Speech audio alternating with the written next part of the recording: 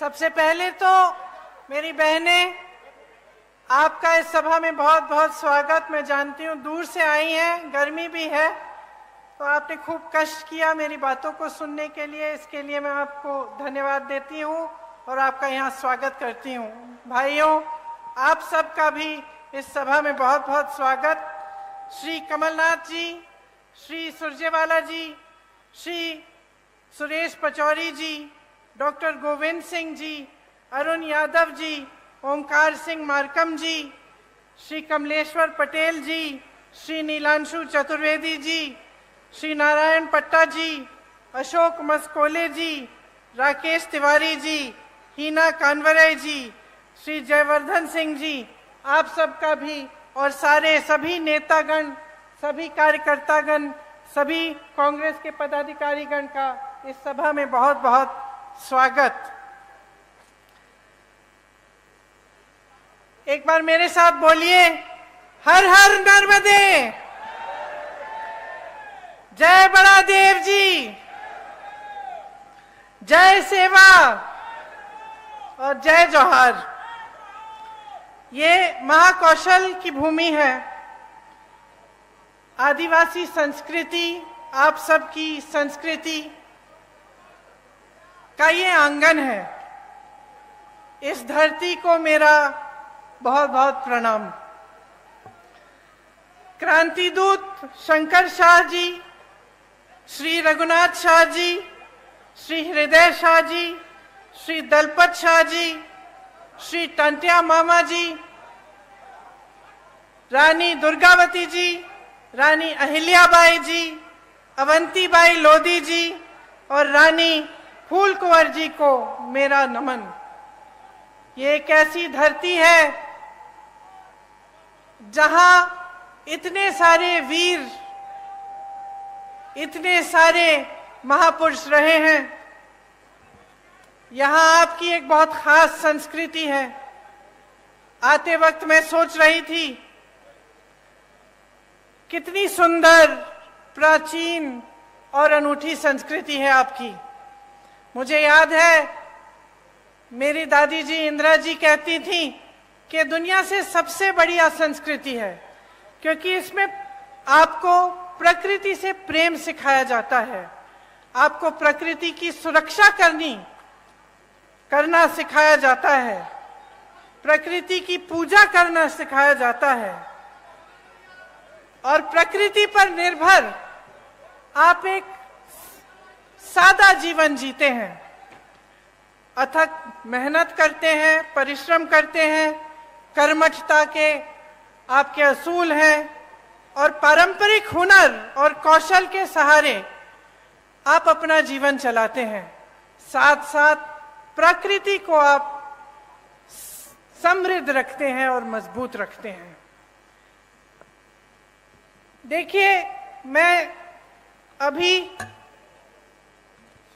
मणिया चौगान में गई थी। वहां पे मैंने पहली बार देखा ऐसी जगह को, और आप सबकी श्रद्धा उस जगह से जुड़ी है, वहां पे आपकी आस्था जुड़ी है। आदिवासी आस्था के गौरव का केंद्र है। मैं वहां गई तो मुझे बताया गया कि जो आपकी पगड़ी है, इससे आपका सम्मान जुड़ा हुआ है। मुझे बताया गया कि अगर कोई ऐसी बात होती है, मान लो किसी से ऋण ले लिया, चुका नहीं पा रहे हैं, तो आप पगड़ी रख के जाते हैं। तो ये बात मेरे मन में आई कि जब हम यहाँ चुनाव के समय आते हैं और हम आप सब से बड़े बड़े वादे करके जाते हैं और कहते हैं कि हम ये करेंगे, घोषणाएं करते हैं, तो एक तरह से हम अपनी पगड़ी आपके सामने रखते हैं।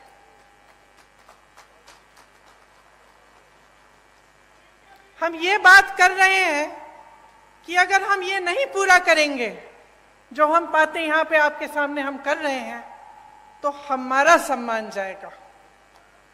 तो आज इसी भावना से मैं आपके सामने खड़ी हूं। आपने, कई वक्ताओं ने इंदिरा जी की बात की। इंदिरा जी मेरी दादी तो थी, लेकिन जैसे आपने कहा, आपने उनको इंदिरा माता कहा। शायद जो बुजुर्ग हैं उनको याद भी होगा उनके बारे में। तो आप सब अगर आज यहां मेरी बातों को सुनने आए हैं, तो उसमें ये बात भी है कि मैं उनकी पोती हूं, मेरी शक्ल थोड़ी बहुत उनसे मिलती जुलती है, तो मुझे देखने के लिए आप आए हैं, मैं जानती हूं। लेकिन एक बहुत गहरी बात भी है, जो सिर्फ मेरी शक्ल उनकी पोती होने के नाते नहीं है, और वो गहरी बात यह है कि आपको इंदिरा जी में भरोसा था। भरोसा इसलिए था क्योंकि इंदिरा जी ने आपके लिए काम करके दिखाया। आप उनको माता कहते थे, तो इसलिए कहते थे कि आपकी श्रद्धा उनसे भी जुड़ी हुई थी। और मेरे लिए ये एक बहुत बड़ी जिम्मेदारी है, एक बहुत बड़ी जिम्मेदारी है कि आज मैं यहाँ आपके सामने खड़ी हूँ। आपने मेरी दादी जी को माता जी माना, और मैं यहाँ खड़े होकर आपके सामने कुछ बातें कर रही हूँ, तो ये मेरी जिम्मेदारी बनती है कि मैं जो बात कहूँ आपसे, वो सच बात हो, वो सही बात हो, और वो आपके लिए ही बात हो, जो आपको आगे बढ़ा पाए, और जो काम इंदिरा जी ने शुरू किया था उसको आगे बढ़ाने वाली बात हो। आपको याद होगा कि इंदिरा जी ने आपको पट्टे दिलवाए थे, याद है कि नहीं? याद है। किस भावना से दिलवाए? इसी भावना से दिलवाए कि ये आपकी जमीन है, ये आपका सम्मान है, ये आपसे जुड़ी हुई बातें हैं, और आपको पूरी तरह से की शक्ति आपके हाथों में मिलनी चाहिए। कांग्रेस पार्टी की यही परंपरा रही है, यही असूल रहे हैं, और हम चाहते हैं कि जो संपत्ति है देश की, प्रदेश की, आपके जिले की, ये संपत्ति आपके हाथों में जाए। हम चाहते हैं कि आप मजबूत बने, आपकी शक्ति आपको मिले। और जब आप यहाँ पे चुनाव के बारे में बातें सुनने आते हैं, मेरी भी, अनेक अलग अलग पार्टियों के नेताओं की, तो आप हमेशा एक बात को अपने ध्यान में रखिए कि क्या ये लोग आपकी शक्ति आपके हाथों में देंगे कि नहीं देंगे। अब कांग्रेस की जो परंपरा रही है उसको आप देखिए। आपके लिए वन अधिकार का कानून लाया गया ताकि वन पर सबसे पहले आपका अधिकार बने, क्योंकि यही आपकी मूल संस्कृति रही है और एक तरह से मनुष्यता की मूल संस्कृति रही है। तो इसको बचाने के लिए और मजबूत पर करने के लिए आपको वन का अधिकार दिया गया था। जो भी नेता यहाँ आता है, मैं जानती हूँ ये 3 शब्द बोल के जरूर जाता होगा, जल, जंगल और जमीन, है कि नहीं? बोलते हैं ना। लेकिन इसके नीचे क्या अर्थ है, इसको समझना बहुत जरूरी है। क्या नेता गहराई से बोल रहा है या आपके सामने एक जुमला बना के छोड़ दिया है? आपको मालूम होगा कि कांग्रेस की सरकार ने आपको ये वन अधिकार दिलाकर जल, जंगल और जमीन पर आपको अपना अधिकार लौटाया। मनरेगा लाए, मनरेगा से ग्रामीण रोजगार बने।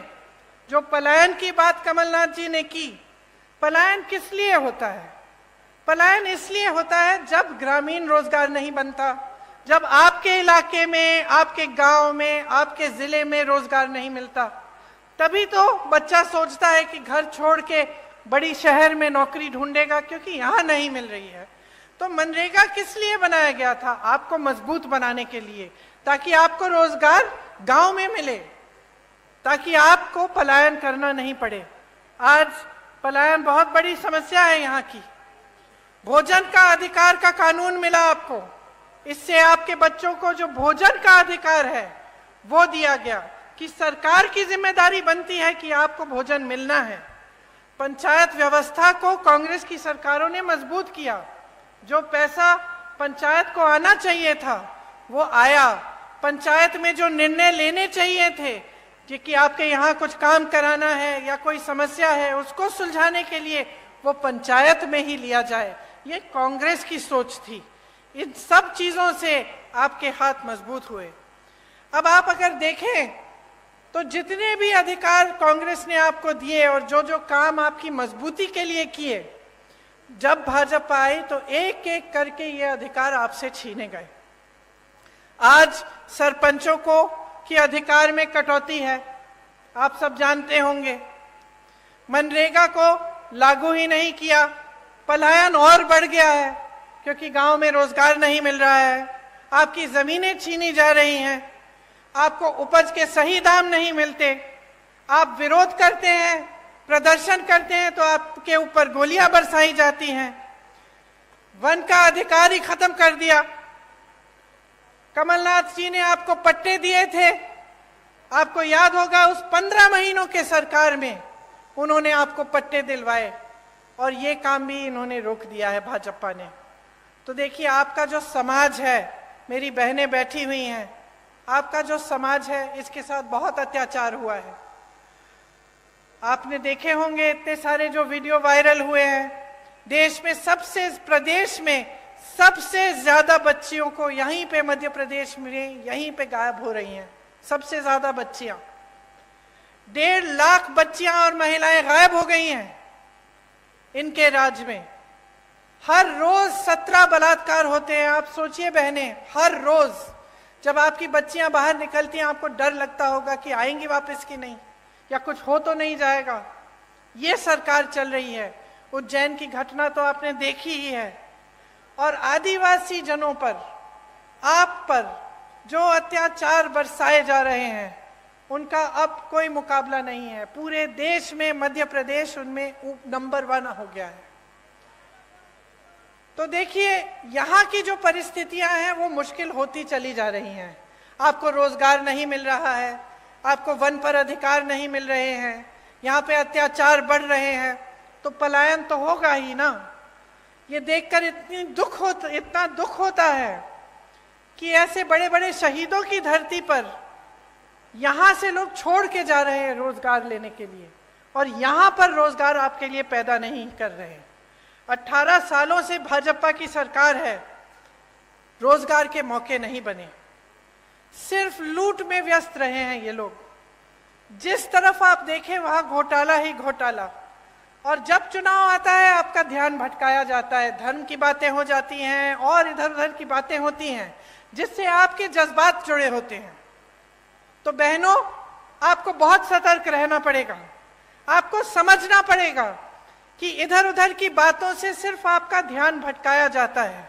और सबसे जरूरी बात यह है कि यहाँ पर महंगाई कैसे कम होगी, आपके लिए रोजगार कैसे बनेगा, आपकी संस्कृति का बचाव कैसे होगा, और आप यहाँ पर विकास कैसे आएगा ताकि आप यहाँ पे आगे बढ़ पाएंगे। यहाँ पे तेंदुपत्ता के बहुत सारे मजदूर हैं, आप जानते ही हैं, मुझसे अच्छी तरह जानते हैं कि कितना शोषण हो रहा है। तेंदुपत्ता चुनने का काम करने वाले भाई बहन दिन भर काम करते हैं, सुबह निकलते हैं, शाम तक सूरज के ढलने तक तेंदुपत्ते को चुनते हैं, बहुत मेहनत करते हैं, एक एक पत्ती की गड्डी बनाते हैं, फिर उसे ले जाकर बेचते हैं। महिलाएं पत्ता बेचने जाती हैं और देर रात तक नहीं लौटती, लेकिन इन्हें क्या सही दाम मिल रहा है तेंदुपत्ता का? आप बताइए। तेंदुपत्ता बोनस में भी भ्रष्टाचार किया हुआ है, अभी तक नहीं मिला। किस किस को मिला है बोनस? तो मिलेगा कैसे जब भ्रष्टाचार किया है इसमें? आप सोचिए, हर जगह भ्रष्टाचार कर रहे हैं। आपकी महिलाएं जाके तेंदुपत्ता रोज उसका काम करती हैं, उसको चुनने का काम करती हैं, सुबह से शाम तक काम करती हैं, रात को घर आती हैं, और बोनस में ये भ्रष्टाचार करते हैं, पैसे ये बनाते हैं, आपको सही दाम नहीं मिलता। आपको मालूम है कि छत्तीसगढ़ में 4000 रुपए मिलता है तेंदुपत्ता का दाम। यहाँ को धान का बोनस नहीं दिया। छत्तीसगढ़ में जहां कांग्रेस की सरकार है वहां सबसे ज्यादा धान का दाम मिल रहा है पूरे देश भर में।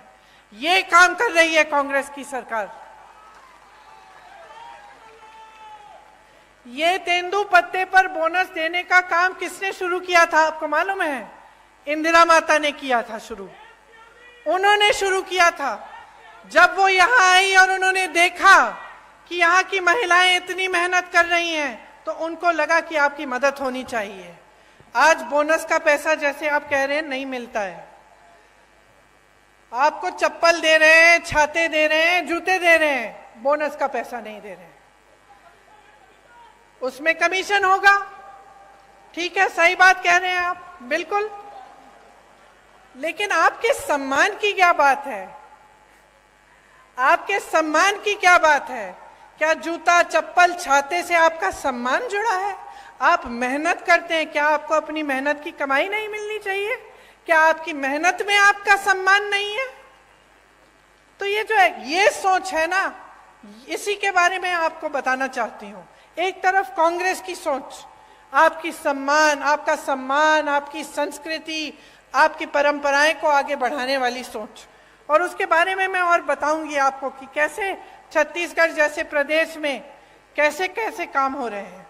और दूसरी तरफ भाजपा की सोच जो है कि जब आप सत्ता में हैं कुछ नहीं करें, जनता को आगे बढ़ाने का काम नहीं करें, भ्रष्टाचार करते जाएं, जहां पे आपको मौका मिला वहां हाथ मार लिया, पैसे लूट लिए, काम नहीं किया।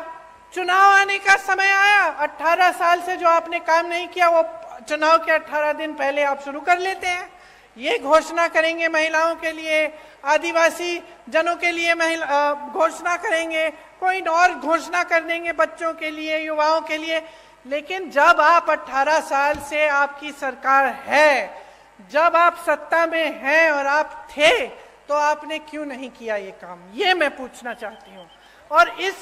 और मैं चाहती हूं कि आप सबका ध्यान इसी तरफ आकर्षित हो। आपको आपकी सम्मान की कमाई मिलनी चाहिए। ये जो इन्होंने चप्पल जूते छातों की बात की है ना, इसको बंद कराइए। देखिए, थोक में खरीदते हैं, आपको एक जोड़ी चप्पल पकड़ा देते हैं, आपका कौन सा साइज है नहीं है वो भी नहीं मालूम, ऐसे ही पकड़ा देते हैं और सोचते हैं कि ये चप्पल, ये जूते, ये छाते आपको पकड़ाने से आप चुप हो जाएंगे और अपना बोनस नहीं मांगेंगे। इतना भी आदर नहीं करते आपकी मेहनत का। ये आपकी मेहनत की कमाई है, आपका अधिकार है। आपको बोनस मिलना चाहिए और आपको तेंदुपत्ता का सही दाम मिलना चाहिए। अब मैंने छत्तीसगढ़ की बात की, मैंने छत्तीसगढ़ की इसलिए बात की, बहनों सुन लो, क्योंकि छत्तीसगढ़ में कांग्रेस की सरकार है। अभी अभी कुछ दिनों पहले मैं बस्तर गई थी, जहां पे आपकी तरह, यहाँ की तरह आदिवासी संस्कृति है, आदिवासी बहन भाई रहते हैं। तो वहां जो कांग्रेस की सरकार है, सबसे पहले तो आज के दिन तेंदुपत्ता के लिए वहां पे 4,000 रुपए मिल रहे हैं पर बोरा, प्रति बोरा। आदिवासी क्षेत्र को उन्होंने एक ब्रांड बना दिया है, मतलब पूरी दुनिया में जाना जाता है बस्तर की ये आदिवासी क्षेत्र है, एक ब्रांड है। वहां पे बड़े बड़े मिलेट के प्रोडक्शन के प्लांट लगा दिए हैं, ताकि वहां की जो उपज है उसमें से ऐसी ऐसी चीजें बनी जो पूरी दुनिया में, पूरे देश भर में पहुंच सके। वहां कोदा, कुटकी, रागी, ज्वार जो उगता है, उसमें से ऐसी ऐसी चीजें बनाई हैं जो दिल्ली की बड़ी बड़ी दुकानों में बिक रही हैं। अच्छा, वहां इंग्लिश मीडियम स्कूल खोले हैं अपने आदिवासी बहन भाइयों के लिए। वहां की ये नीति है कि आदिवासी पाठशालाएं बनाई हैं जिसमें आपकी संस्कृति सिखाई जाती है। गौठान में रोजगार बनाए हैं, ताकि जो मेरी बहनें हैं, मैं आपको बताना चाहती हूं, जो काम कांग्रेस की सरकार ने छत्तीसगढ़ में किया, मैं गई थी काम को देखने के लिए। वहां मैं कुछ महिलाओं से मिली, वहां जो स्वयं सेवा समूह है उनके गौठान हैं, और मैंने पूछा कितना कमा रही हो बहन? पता है क्या जवाब मिला? 1 लाख से 6 लाख रुपए बहनें कमा रही हैं गौठान चला के। तो क्या आप नहीं चाहेंगे कि आपके प्रदेश में भी एक ऐसी सरकार आए जो आपको समझे और ये समझे कि आपकी जरूरतें क्या है? गौठान बनाएंगे या इसमें से हम कैसे कैसे काम करा सकते हैं, कहाँ कहाँ रोजगार पैदा हो सकता है बहनों के लिए, भाइयों के लिए, कैसे ऐसे वन के उपज हैं जिनको हम आगे बढ़ा सकते हैं। आपको पता नहीं होगा, छत्तीसगढ़ में 60 से ज्यादा वन उपज को समर्थन मूल्य दिया जाता है, मतलब कि उसका दाम आपको मिलता है। यहां तो आपको एक तेंदुपत्ता का नहीं मिल रहा है, वहां 67 वन उपज के लिए आपको सही दाम मिलता है। तो आप सोचिए कि अगर आप सही सरकार चुनते हैं और आप सही पार्टी को वोट देते हैं, जिसके नेता आपको गुमराह करने के लिए काम नहीं करते, आपको आगे बढ़ाने के लिए काम करते हैं, तो कितनी तरक्की आ सकती है आपके जीवन में। आप में हुनर है, हमारी बहनें गुलदस्ता बनाती हो, खिलौने बनाते हो, पेंटिंग बनाते हो, मूर्तियां बनाते हो, हुनर है ना, कला है और आपकी अपनी है। अब इसको लेकर अगर देश भर में, दुनिया भर में आप इसको भेज सकते हैं और इसके जरिए आप कमा सकते हैं, तो आपके लिए कितना अच्छा होगा। और यही काम हमारी सरकारें करके दिखा रही हैं, छत्तीसगढ़ में कर रही हैं, राजस्थान में कर रही हैं। आपका सम्मान देश भर, दुनिया भर में फैलता है और बनता है। यहां भी हम चाहते हैं कि अगर सरकार आएगी तो ये एक घोषणा है कि मैं करने जा रही हूं कि तेंदुपत्ता के लिए प्रति बोरा 4000 रुपए यहां पे भी आपको दिलवाया जाएगा। और जैसे छत्तीसगढ़ में पेसा कानून लागू किया है, उस तरह से यहां पे भी पेसा कानून लागू होगा। आपने तो देखा होगा कि आज मध्य प्रदेश में कैसी सरकार चल रही है। मेरे ख्याल से 225 महीनों की सरकार है और 250 घोटाले हैं। 18 साल से सरकार चल रही है, 22,000 घोषणाएं की हैं। मंडला जबलपुर की जो सड़क है 10 साल से बन रही है, 10 साल से। पहले 4 लेन की बन रही थी, अब 2 लेन की बन रही है, लेकिन 10 सालों में बना नहीं पाए। वही मैं कह रही हूं, ढंग से नहीं बनी है। आप आ जाइए ना मंच पे।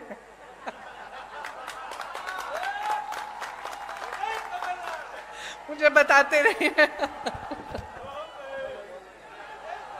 यहाँ की सड़क की तो ये स्थिति है कि गडकरी जी जो मंत्री हैं, जो सड़क बनवाते हैं, उनको आकर माफी मांगनी पड़ी आपके सामने। ये बात है, आप सोचिए। इतने सारे घोटाले, बच्चों के पोषण में घोटाला, मिड डे मील में घोटाला, सर्व शिक्षा अभियान में घोटाला, स्कॉलरशिप में घोटाला, भर्ती परीक्षाओं में घोटाला। तो बच्चों का भविष्य क्या है? आप बताइए बहन, आप ऐसे कर रही हैं, क्या भविष्य है? आप अपनी बच्चों के लिए मेहनत करती हैं कि नहीं? मेहनत करती हैं, मेहनत से उनका पालन पोषण करती हैं। तमाम दुनिया भर की समस्याएं होती है, लेकिन माँ बाप क्या चाहते हैं कि बच्चों की परवरिश ठीक ढंग से हो, बच्चे आगे बढ़े। लेकिन आपको अंधकार ही अंधकार दिख रहा है। जब आपके स्कूल में पोषण पर घोटाला हो रहा है, जब स्कॉलरशिप पे घोटाला है, जब भर्ती की परीक्षाओं में घोटाला है, तो बेचारा नौजवान करे क्या? स्कूल करता है, पढ़ाई करता है, अच्छे अच्छे अंक भी लाता है, आगे जाकर फीस भरता है, ट्यूशन करेगा, भर्ती परीक्षा के लिए तैयारी करेगा बेचारा। माँ बाप कभी कभी घर से बाहर भी भेज देते हैं, दूर कहीं पे ट्यूशन सेंटर में, किसी शहर के अंदर की, जा बेटा पढ़ ले, अच्छा भविष्य बनेगा। और फिर क्या होता है? उसमें घोटाला हो जाता है, हर स्तर पर घोटाला। तो बेचारा परीक्षा देता है, परीक्षा में पास भी हो जाता है, लेकिन नियुक्ति नहीं होती, क्योंकि घोटाला हो जाता है, सब कुछ बंद हो जाता है। तो जब अगली पीढ़ी, आने वाली पीढ़ी के लिए भी कुछ भविष्य में दिख नहीं रहा है, उम्मीद ही नहीं रही, तो आगे कैसे बढ़ पाओगे? आपका विकास कैसे हो पाएगा? सबसे बड़ा व्यापम का जो घोटाला हुआ यहाँ, पता नहीं कितने लोग मर गए उसमें, किसी ने इंक्वायरी, जांच तक भी नहीं कराई। और वही सरकार चली जा रही है। मां नर्मदा पे घोटाला, महाकाल में घोटाला, मंदिर में जो मूर्तियां लगाई हैं उस पर भी घोटाला। तो थक नहीं गए हो आप? थक गए हो ना? क्योंकि आखिर देखिए, जो नेता होते हैं, राजनीति में आते हैं, किस लिए आते हैं? ज्यादातर तो ये भावना रख के आते हैं कि कुछ सेवा करेंगे, आपको आगे बढ़ाएंगे, और आपको भी उनसे कुछ उम्मीद रहती है कि ठीक है, ये मेरे गांव का एक नेता है, मेरे लिए करेगा। है कि नहीं? लेकिन जब आपको दिखता है कि चाहे कुछ भी मंच पे आकर कुछ भी कह रहे हैं, आपको कुछ भी कहानियां सुना रहे हैं, लेकिन सच्चाई इनकी कुछ और है। जब आपको दिख रहा है कि सालों से, 10 सालों से आपकी सड़क नहीं बन पा रही है, जब आपको दिख रहा है कि यहाँ नर्मदा मैया में घोटाला हो रहा है, आपके बच्चे आगे बढ़ नहीं पा रहे हैं, यहाँ से पलायन करके चले जा रहे हैं बड़े बड़े शहरों में भटकते हुए नौकरी ढूंढने के लिए, तो क्या आप नहीं सोचते कि बहुत हो गया है, कि अब सरकार बदलने का समय आ गया है? जिन्होंने भ्रष्टाचार किया है उनको सबक सिखाने का समय आ गया है और एक ऐसी सरकार लाने का समय आ गया है जो आपके लिए काम करे। मैं तो ये भी नहीं कह रही हूं कि मेरी बातों पर चलो, अपना अनुभव होगा ना आपका। अब आप बताओ, आपके जीवन में तरक्की आई है क्या इन सालों में? जो छोटे दुकानदार हैं, छोटे उद्योगपति हैं, क्या आपका बिजनेस बढ़ा है? नहीं बढ़ा। जो किसान बैठे हैं उनकी खेती, क्या उससे खेती से उम्मीद रख सकते हैं कि उनको सहायता मिलेगी सरकार की, कि रोजगार बनेंगे और मजबूत, कि कमाई अच्छी होगी? क्या उम्मीद रखते हो आप? और महंगाई कितनी बढ़ी है आप बताओ? महंगाई को कम करने का काम किया है इन्होंने? नहीं किया। आज देखिए क्या कह रहे हैं आपको, कि आपको सिलेंडर देंगे 500 रुपए में, कह रहे हैं। अच्छा बहनों, आप में से कितनों के नाम में सिलेंडर है आज? नहीं है ना? परिवार के नाम में होगा सिलेंडर। अब जब आप सिलेंडर लेने जाती हैं तो क्या होता है? आप सोचती हैं कि चलिए अपने नाम में बदलवा दें, क्योंकि उन्होंने कहा है सिर्फ महिलाओं को मिलेगा। आप सोचती हैं कि चलो परिवार का सिलेंडर है, अपने नाम में डलवा दें। और जब डलवाने के लिए जाते हैं तो कितना मांगते हैं आपसे? 4000 रुपए। तो पहले कहते हैं कि आपको मुफ्त में से, मतलब आपको 500 रुपए में सिलेंडर दे रहे हैं। ठीक है, उनको अच्छी तरह मालूम है कि ज्यादातर परिवारों का सिलेंडर महिलाओं के नाम नहीं है। फिर आप जब बदलने जाते हैं तो आपसे 4000 रुपए मांगते हैं। और इसके ऊपर भी सोचिए, देखिए कांग्रेस की जब सरकार थी आपको 60 रुपए में राशन मिलता था कि नहीं मिलता था? और 425 रुपए में सिलेंडर मिलता था। इसका मतलब है कि 485 रुपए में आपको राशन भी मिल जाता था, सिलेंडर भी मिल जाता था। सच बात है। अब इन्होंने आपसे कहा कि चलो सिलेंडर हम आपको 500 में दे देते हैं, राशन आपको मुफ्त दे रहे हैं। ठीक है, और सिलेंडर आज तक, जब तक इन्होंने 500 की बात की, इतने सालों से इनकी सरकार चल रही थी, तो आपको कितने का मिलता था? 1125 रुपए का। तो हम दे रहे थे आपको 485 रुपए में सिलेंडर और राशन। इनके मुफ्त के राशन के साथ आपको 1125 में सिलेंडर मिल रहा था। तो नुकसान किसका हो रहा था? तो इन्होंने तो मार्केटिंग अच्छी कर ली, अभी भी कर रहे हैं। महिलाओं को 500 में सिलेंडर मिल जाएगा, मुफ्त में आपको राशन मिल रहा है। लेकिन असलियत क्या है, इसको पहचानो। नुकसान अभी भी आपका हो रहा है। देखिए आपके बच्चे बीमार पड़ते हैं, दवाई खरीदनी पड़ती है, दुकान जाते हो, महंगी महंगी दवाइयाँ, दवाई पे जीएसटी है। आपके छत में से पानी गिर रहा है, छत को ठीक करना है, सीमेंट, कुछ भी आपको जिस चीज का इस्तेमाल करना होता है वो महंगा हो गया है, उस पे जीएसटी है। मेरे किसान भाई बहन, डीजल पे, पेट्रोल महंगा, डीजल महंगा, जो भी आप इस्तेमाल करते हैं उस पे जीएसटी है। तो कैसे गुजारा कर रहे हैं? कभी मैं सोचती हूँ, मुझे समझ में ही नहीं आ रहा आप गुजारा कैसे कर पा रहे हो। एक तरफ रोजगार बंद है, बना ही नहीं रहे हैं। जहां से बनते थे बड़े बड़े पीएसयू, वो तो सारे इन्होंने अपने बड़े बड़े दोस्तों को बेच दिए। छोटे उद्योगों से रोजगार बनते थे, खेती से बनते थे, सब बंद कर दिया। मनरेगा बंद कर दिया, ग्रामीण रोजगार बंद कर दिया। छोटे छोटे उद्योग दुकानदार इतने त्रस्त और परेशान है, खुद कमा नहीं पा रहे हैं, रोजगार कहां देंगे? एक तरफ रोजगार बंद, दूसरी तरफ महंगाई इतनी बढ़ चुकी है, ऊपर से अत्याचार लादे जा रहे हैं आप पे। तो आप गुजारा कैसे करते हैं? आप सुबह जब उठते हैं तो कैसे सोचते हैं कि चलो एक और दिन हम निकाल लेते हैं, चलते हम तेंदुपत्ते को चुनने के लिए, शायद कुछ कमाई हो जाए। क्या ये सही है जो आपके साथ हो रहा है? क्या ये सही है? जोर से बोलो। सही नहीं है, क्योंकि हम सब जो यहां खड़े हैं आपकी वजह से खड़े हैं। जितने भी नेता हैं हमारी पार्टी के हों, किसी और पार्टी के हों, उनको बनाने वाले आप हैं। आप सत्ता नहीं दोगे ना, आप वोट नहीं दोगे, तो हिम्मत है किसी की इस स्टेज पे आने की, इस मंच पे खड़े होने की? तो शक्ति किसकी है? जोर से बोलो, शक्ति किसकी है? वोट किसका है? तो इस्तेमाल करो इस शक्ति को, आंख मत बंद करो, जागरूक बनो, अपनी शक्ति को समझो, इसे पहचानो। ये जो खेल खेले जाते हैं आपके साथ, इनको देखो, कितने पद खाली हैं इस सरकार में।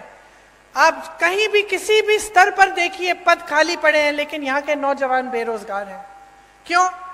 पद पड़े में पद दो, भरो उनको। नहीं, आप भर्ती के घोटाले करते हैं, भरना नहीं चाहते। आप स्वास्थ्य की व्यवस्था में देखिए, 70,000 शिक्षकों के पद खाली हैं। स्वास्थ्य व्यवस्था में हर स्तर पर 90% से ज्यादा पद खाली हैं। ये मंडला में आपका अस्पताल नहीं है आज तक। 18 सालों से सरकार है, आपको दूर दूर जाना पड़ता है जब आप बीमार पड़ते हैं। क्यों? ये सरकार तो आपने बनाई है। जैसे मैंने कहा, सत्ता आपने दी है, वोट आपका था, तो अब जिम्मेदारी भी तो आपकी बनती है। मैंने कहा, मैं इंदिरा जी की पोती हूं, एक बहुत बड़ी जिम्मेदारी है कि मैं आपके सामने सच बोलूं, कि मैं जो बातें करूं वो बातें करके भूल न जाऊं। लेकिन आपकी भी बहुत बड़ी जिम्मेदारी है। आपके भी पूर्वज इस देश के लिए शहीद हुए। जब मैं यहां आई, जब मैंने अपना भाषण शुरू किया, तो कितने नाम लिए। ये किसके पूर्वज थे?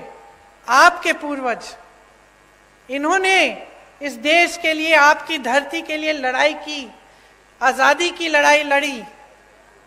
तो उनके प्रति भी आपकी जिम्मेदारी बनती है ना, अपनी संस्कृति, अपनी परंपराओं के प्रति। और सबसे बड़ी जिम्मेदारी क्या है? कि आप ऐसी सरकार चुने जो आपके देश प्रदेश में विकास लाए और आपके लिए दिन रात काम करे। अगर यहाँ अस्पताल नहीं है तो इनकी हिम्मत नहीं होनी चाहिए थी आपके सामने आने की, कि 18 साल से सरकार चला रहे हैं, 10 सालों से सड़क नहीं बना पाए, 18 सालों से यहाँ अस्पताल नहीं बना पाए। आज पूरे प्रदेश में सीएचसी में एक भी आंख का डॉक्टर नहीं है। जब आंख की बीमारी होती है कहाँ जाते हो? प्राइवेट में जाना पड़ता है। ठीक है, जाओ प्राइवेट में, लेकिन पैसे ही नहीं कमा रहे हो, कमाने के मौके नहीं मिल रहे हैं, कमाई नहीं हो रही है, महंगाई बढ़ रही है, तो कहाँ प्राइवेट में जाओगे इलाज कराने के लिए? किसी ने सोची है ये बातें? तो ये देखिए, अगर एक सही सरकार होती है, उसकी सही नियत होती है, तो बहुत कुछ हो सकता है। आपने सुना होगा, राजस्थान के किसी भी राजस्थान के वासी से पूछिए, वहां चिरंजीवी योजना है, कांग्रेस की सरकार है। चिरंजीवी योजना में 25 लाख तक आपका इलाज मुफ्त सरकार कराती है। मैं तो हार्ट पेशेंट से मिली हूं वहां, कि उनकी पूरी हार्ट की सर्जरी, दिल की सर्जरी की है, और सरकार ने पूरे पैसे भरे उसके लिए, 15 लाख रुपए। इसी तरह से छत्तीसगढ़ में भी ऐसी योजनाएं हैं जिससे इलाज मुफ्त हो रहा है। मैं एक बच्चे से मिली, उसको एक खून की बीमारी थी, उसके पिताजी हाथ जोड़ के कह रहे थे कि कांग्रेस की सरकार ने इसका पूरा इलाज कर दिया है। रोजगार बनाने का काम सरकार की जिम्मेदारी होती है, नौजवानों का जो भविष्य है वो सरकार की जिम्मेदारी है। आपने सुना होगा कि हम बार बार कहते हैं कि जाति जनगणना होनी चाहिए। इससे पता चलेगा कि कि ओबीसी के कितने लोग हैं, दलित के कितने लोग हैं, अनुसूचित जनजाति के कितने लोग हैं इस देश में। और आप सोचिए कि भाजपा की जो देश में केंद्र में सरकार है, इसके बारे में बात नहीं करना चाहती। अरे हम तो यही कह रहे हैं कि गिनती तो करो, हम ये मांग कर रहे हैं कि गिनती करो, हमें बताओ। आप सोचो, आपका बड़ा परिवार है, बड़ा घर है, बड़ा परिवार है, बहुत सारे बच्चे हैं। अगर आपको मालूम ही नहीं कि कितने लड़के हैं, कितनी लड़कियां हैं, कितने बच्चे स्कूल जाने लायक हैं, कितने बड़े हैं, छोटे हैं, तो आपको ये जो गिनती है ये करनी जरूरी होती है कि नहीं होती है? कि आप जा रहे हो दुकान, कुछ खरीदना चाहते हो उनके लिए, तो जानना तो जरूरी है ना कि बहुत बड़ा परिवार है भाई, वो चाचा जी के 3 बच्चे हैं और मामा जी के 4 बच्चे हैं। जरूरी है कि नहीं? घर में जरूरी होता है अगर बड़ा परिवार होता है या बड़ा गांव होता है। अब हम कह रहे हैं देश में गिनती करो, हमें बताओ पिछड़ी जाति के कितने हैं, अनुसूचित जाति के कितने हैं, दलित कितने हैं, अनुसूचित जनजाति के कितने हैं। गिनती करो, तभी हमें पता चलेगा कि इनके साथ सही न्याय हो रहा है कि नहीं हो रहा है। क्योंकि आज न्याय नहीं हो रहा है। बिहार में ये गिनती की गई जिसे जनगणना कहते हैं, क्या पता चला? 84% लोग ओबीसी, दलित और अनुसूचित जनजाति के हैं, ये पता चला। अब जब देखा कि पद कितने कितने लोगों के पास है, बड़े बड़े पद, चाहे अधिकारी हो चाहे किसी भी क्षेत्र में हो, तो पता चला कि कहीं नहीं है। जिन लोगों की आबादी ज्यादा है उनको पद नहीं मिल रहे हैं, उनको मौके नहीं मिल रहे हैं। तो जब हम कहते हैं कि जाति जनगणना करो, हम सिर्फ ये कह रहे हैं कि भाई गिनती करो ताकि न्याय हो सके, ताकि जितने ओबीसी हैं उनको न्याय मिल सके, जितने अनुसूचित जनजाति के लोग हैं उनको न्याय मिल सके। जब हम नौकरियों की बात करते हैं, रोजगार की बात करते हैं, आरक्षण की बात करते हैं, तो ये सब हो सके। लेकिन ये सरकार इतना भी नहीं करना चाहती। ये इतना भी नहीं करना चाहते। कहते हैं कि हम ये कह रहे हैं क्योंकि हम जनता और समाज को बांटना चाहते हैं, इसलिए।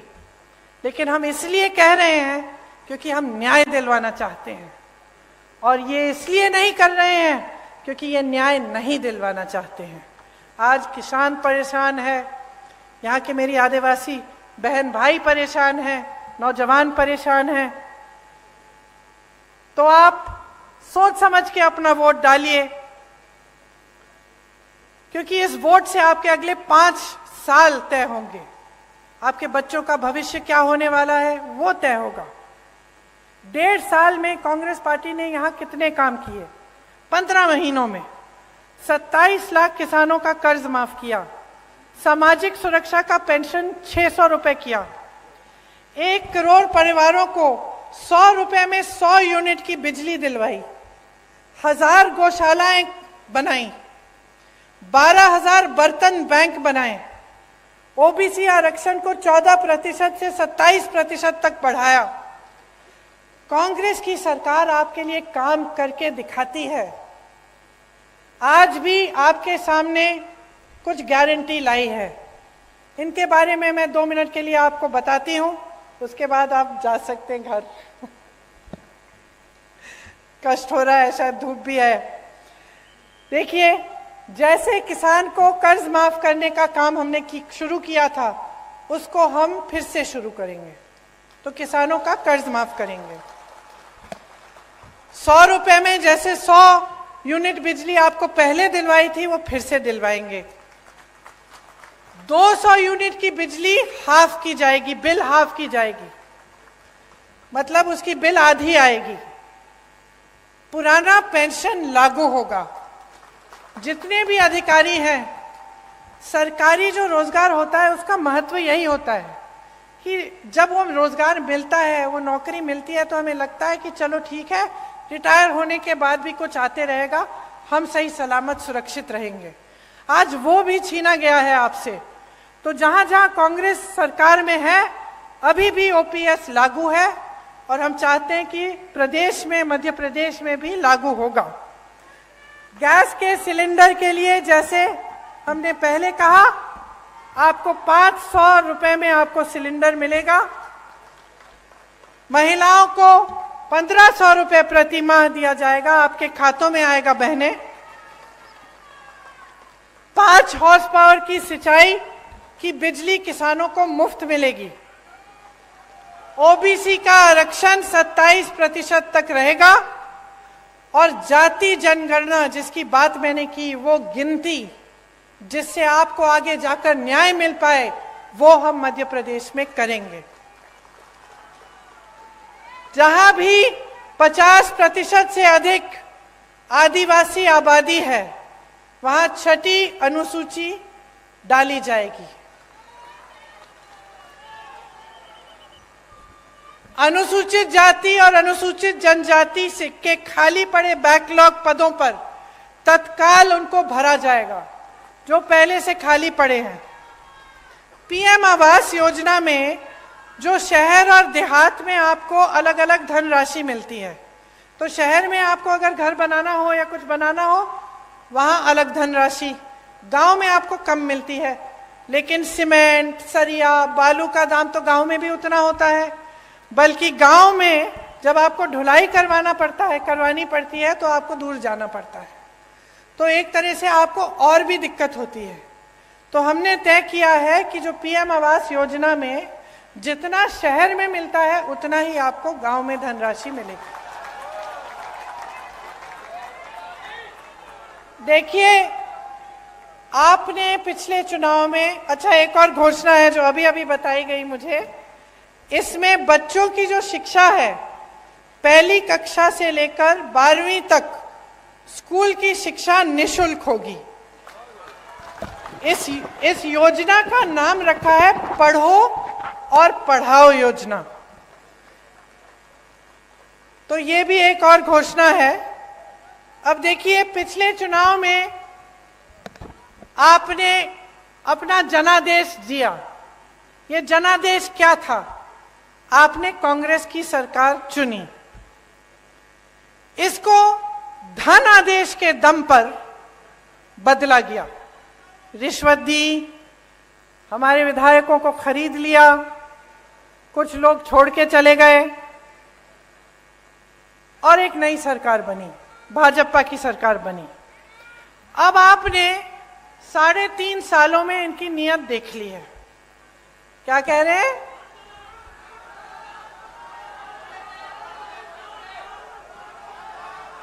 सुनाई नहीं दे रहा ठीक से, मुझे बताइए। हाँ जी, कमलनाथ जी आइए। आप सब जानते हैं कि कांग्रेस की सरकार किसानों की हितैषी है। मैं यहां नहीं बोल रहा, पर मैं आपको एक आश्वासन दे सकता हूं कि आप निराश नहीं होंगे।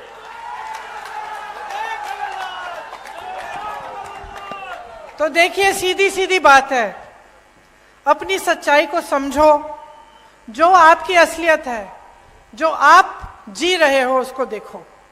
सुबह से शाम तक काम करते हो, मेहनत करते हो, क्या रोजगार नहीं मिल रहा है, महंगाई है, परेशान हो, जीवन में क्या तरक्की आई है, नहीं आई है, इन सबको देखते हुए अपना वोट दो।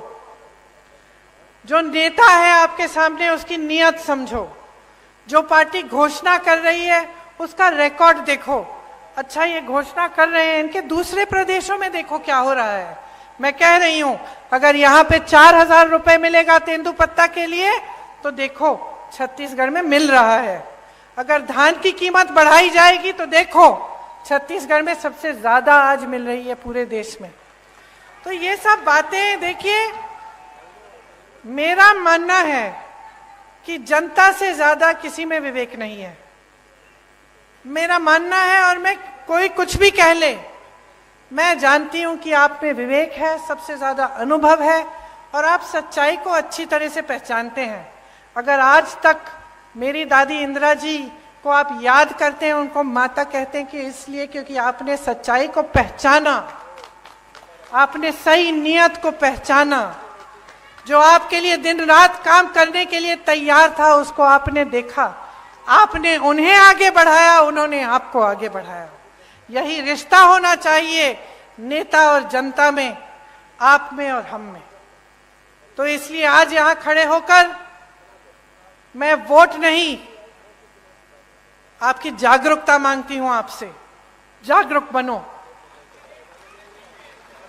अगर आप जागरूक बनोगे तो खुद समझ में आ जाएगा कि जिस दिन मध्य प्रदेश में कांग्रेस की सरकार आएगी उस दिन से आपके लिए काम सही मायने में शुरू होगा और आपकी प्रगति होगी। इसीलिए चुनाव के दिन मेरी बातों को भूलना मत, अच्छी तरह से याद रखना। ये जो घोषणाएं हम कर रहे हैं, ये हम ऐसे नहीं कर रहे हैं, हमने प्रदेशों में करके दिखाया है। हमारा रिकॉर्ड देखिए, हमारी नियत को पहचानिए और खूब जोर से कांग्रेस पार्टी को वोट दीजिए, भारी से भारी बहुमत से जिताइए, ताकि एक ऐसी सरकार बने जिस पर आपको गर्व हो। I said 1 to 12. 1 to 12. 1 to 8 we are giving them 500 rupees. अच्छा। 500 rupees हर साल। Come on, you say. No, you have to. अच्छा, यहाँ एक और घोषणा है कि कांग्रेस सरकार में जो ये पढ़ो और पढ़ाओ योजना है, इसके तहत कक्षा 1 से कक्षा 8 तक बच्चों को हर साल 500 रुपए दिए जाएंगे। कक्षा 9 से 10 तक 1000 रुपए दिए जाएंगे हर महीने। तो यहाँ तो हर साल लिखा है, मैं सोच ही रही थी कि भाई क्या हर साल हर महीने यहाँ लिखा है। ये 500 रुपए हर महीने मिलेंगे। 9 से 10 तक हर बच्चे को हर महीने 1000 रुपए मिलेंगे और 11 से 12 कक्षा में हर बच्चे को 1500 रुपए हर महीने मिलेंगे।